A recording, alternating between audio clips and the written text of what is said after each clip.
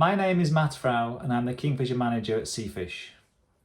I'd like to let you know that we're now launching the new Kingfisher Bulletin service. 2 years ago, the fishing industry came to us and they said they thought we could do better in the way we were sharing information via the Kingfisher Bulletin's paper and PDF copies. We accepted that challenge, and after 12 months of development, we're really pleased to bring you a new website and interactive app.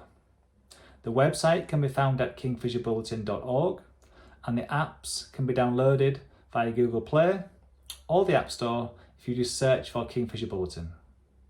It's a really interactive and simple system. You can create an alert which automatically lets you know whenever a new notice is added to the system.